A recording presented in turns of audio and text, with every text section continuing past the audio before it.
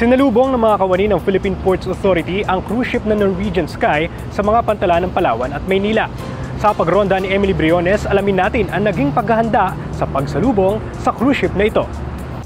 Pasado alas 6 ng umaga nitong Biyernes, January 17 ay malugod na sinalubong ang pagdating ng MV Norwegian Sky na kanya ring kauna-unahang pagbisita o maiden call sa ating bansa. Dumaong ito sa Pier 15 ng Manila South Harbor para sa isang araw na turnaround call sa Manila.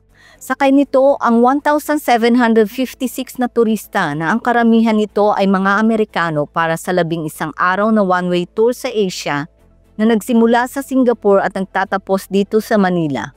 Dumaong muna ito sa Puerto Princesa, Coron at Boracay bago nagtungo ng Manila South Harbor. Napag-alaman na may 853 na crew ang naninilbihan dito kung saan ay 70% nito ay mga Filipino.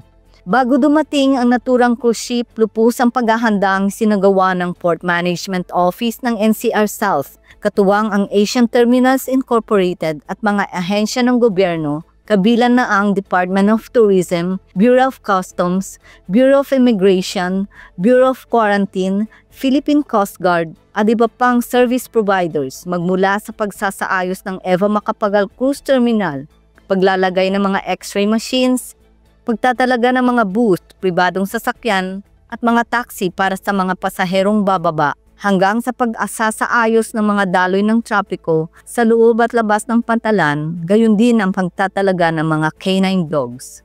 Dahil nga ito ay maiden call ng nasabing cruise ship sa ating bansa, naimbitahan ang port manager ng PMO NCR South na si Miss Catherine Esto para sa isang traditional plaque exchange ceremony, kung saan nagpalitan ng plaque sa pagitan ng master ng MV Norwegian Sky na si Captain Marco Espingardi at kinatawan mula sa Philippine Ports Authority. Ang MV Norwegian Sky na pag-aari ng Norwegian Cruise Line ay isang Sun-class cruise ship na inilunsad nitong October 6, 1996 sa dati nitong pangalan na Costa Olympia.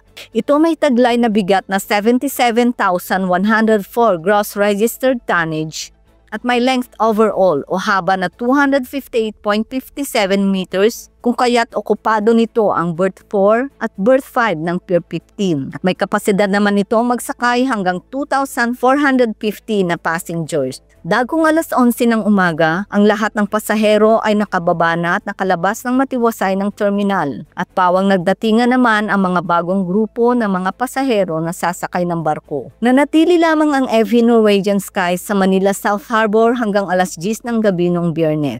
At maglalayag muli ito sa panibagong paglalakbay ng 10 araw na one-way tour sa Asia para sa mga bagong sakay nito na may bilang na 1,925 na passengers na magsisimula naman dito sa Manila at magtatapos sa Keelung, Taiwan.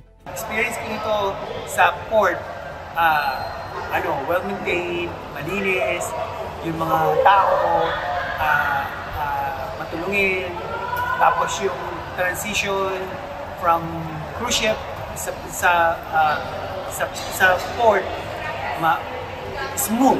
Samantala, bago ito lalabas ng bansa, tutungo muli ito sa Boracay at Palawan.